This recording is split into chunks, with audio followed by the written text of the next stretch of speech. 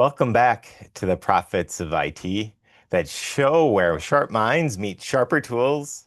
And I'm your host, Jim Punzenberger, founder of the Managed Prospecting System, the only IT marketing agency that lets you write your own guarantee for us.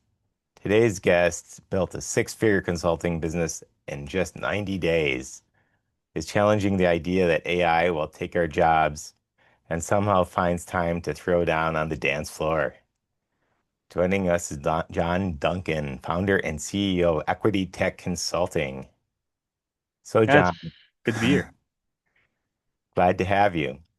Uh, let's can you give us a quick vision what Equity Tech is all about, and what's the biggest surprise you've pulled off since starting this firm? Sure. Equity Tech is really founded in a frustration with the modern consulting firms and the way that consulting has evolved. I feel like consulting in general, especially by the big players, has become not useful at all.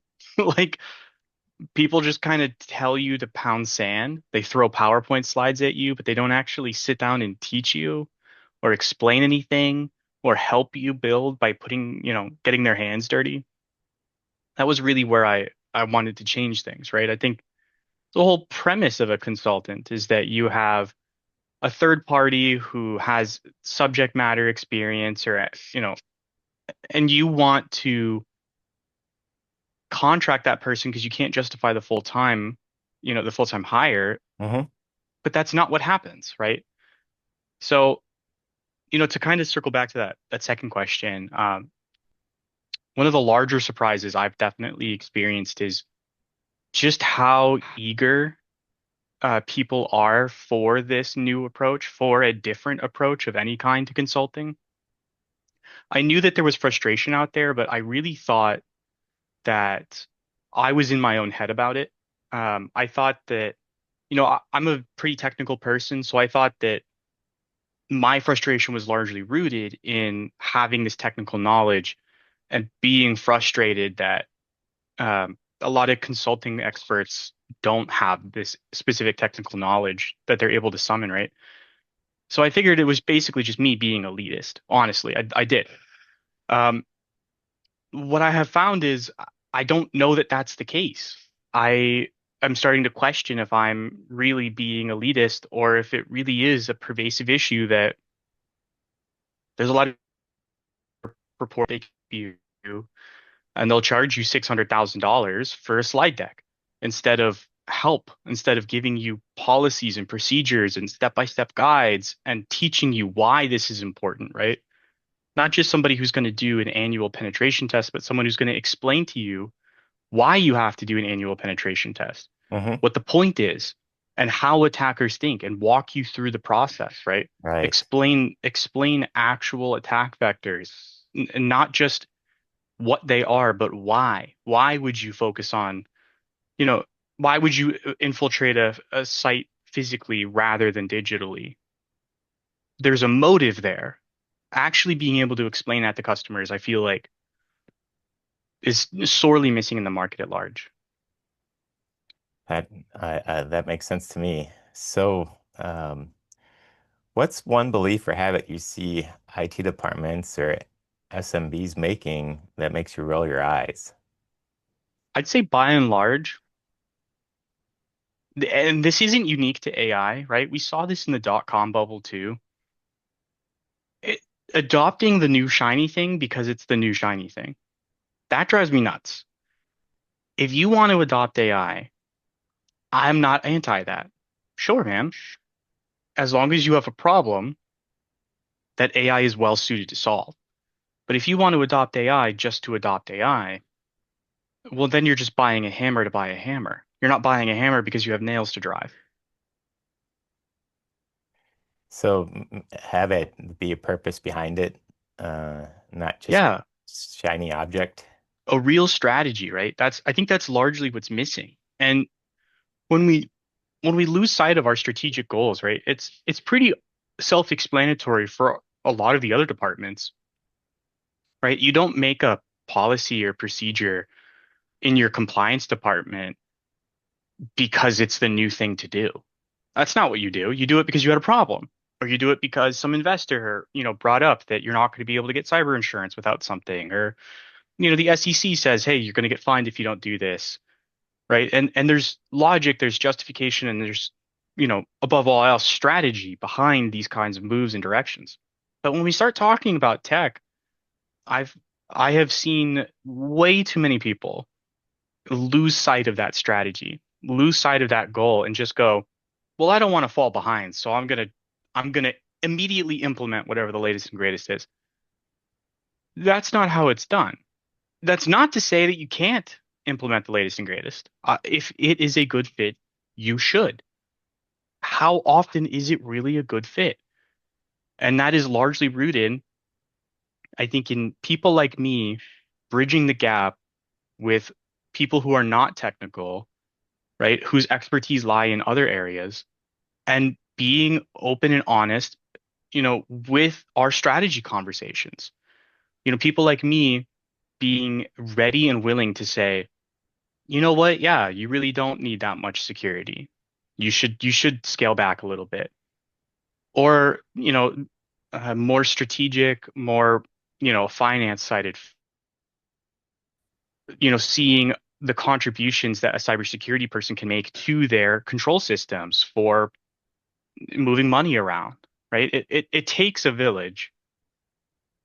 And I think when it comes to tech, too many leaders have forgotten that you have to have a strategy. There has to be a goal in mind that you're trying to accomplish, not just like something that you have to deal with, right? I think when the dot-com bubble started and kind of the turn of the millennium, I think a lot of what we saw was people adopting new technology so that they wouldn't fall behind. And I think that created this sense of resentment in a lot of leaders where, IT is just this thing I have to deal with. It's like filing your taxes. But that's not really the case anymore. Maybe once upon a time, right? But these days, not investing in technology is like being a trucker and despising roads. What do you mean? That's the Right. thing, right? Like, how are you going to do business without technology? Right. It'd Can be you like trying imagine? to drive a semi without having a road. Like if you're going down fields, like, or Yeah, it's no longer like an advantage or like a leg up. Now it's like a basic requirement. This is just, can you imagine doing business without email? right. How would that happen?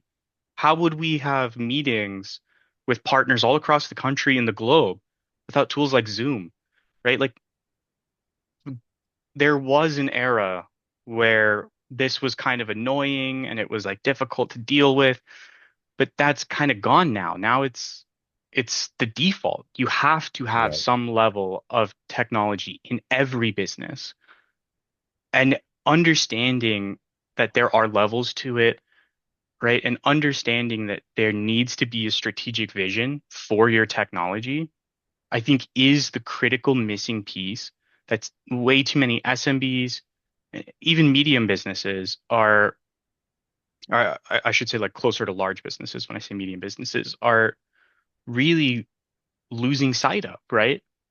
You don't adopt a new expensing tool because everyone else is, right? You adopt a new expensing tool because your expenses aren't being done right. That makes sense. So, shifting gears here a bit, John, every Sure. guest comes on here has a superpower.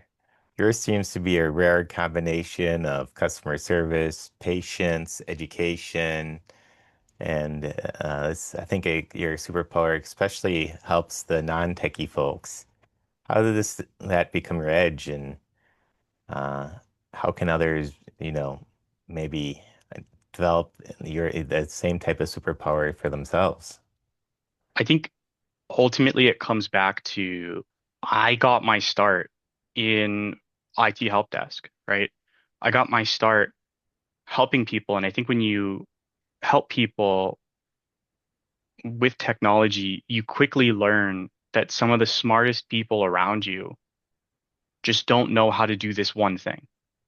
And it quickly, I feel, changes your mentality away from someone not being technical means that they're stupid to someone not being technical means that they're not technical. That's all that it means, right? I mean, I think there's this pervasive attitude in society at large, not to get too philosophical on you, but I think there's this pervasive attitude that intelligence and technical competence are inextricably linked. In order to be more technical, you must be more intelligent, and vice versa. If you are more intelligent, you must be more technical. But I think there's no better example of that than like your average PhD, right? I mean, a lot of us had professors or teachers in university or high school or whatever who were brilliant at their subject. And then when they went to open up, Microsoft Explorer, Yeah. everything fell apart. Everything fell apart, right? When they go searching for a file or when they go to open a PowerPoint, everything falls apart. You ask them to do, stoichiometry, done. They'll do it in a heartbeat, right? I had a physics professor who could do uh in high school who could do pretty much anything, any kind of physics right off the bat, almost immediately, right? Go And right then to the second, the chalkboard and just write it right out. yes, and then the second he goes to use some kind of smart board or projector or whatever, it all falls apart, right? And I think that that taught me kind of through fire, right? That intelligence isn't it's not a straight line, it's not a ladder. There's a lot of different paths it can take, and I think that that understanding helped me to see how much I myself am lacking. And I think that when you start to pay attention to how much you are lacking, you start to give others grace. And when you start to give others grace, they start to seek out your help, right? Nobody wants to be helped by a guy who's telling them how stupid they are, right? They want to be helped by a person who's interested in helping them, who wants to help them understand. I think that combined with there's this book I read when I was younger that had a good, pretty profound impact on me. I want to start by saying I don't endorse everything that this author stands for. He has a lot of opinions I don't agree with, um, but some I do. And in this one book he wrote called Extreme Ownership, the author is Jocko Willink. I really resonated with that. Um, I resonated with it for different reasons than he purports in his not in his book.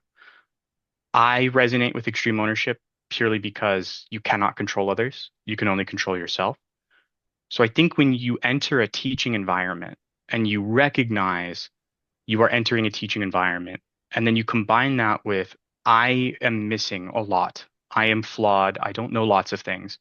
And combine that with an extreme ownership mentality where if your students or your customers or whoever is not understanding something, it's not because they are flawed. It's because you are teaching it wrong, right? If you maintain that attitude, I think those three elements come together to form lots of patience, lots of understanding, and a real focus on education.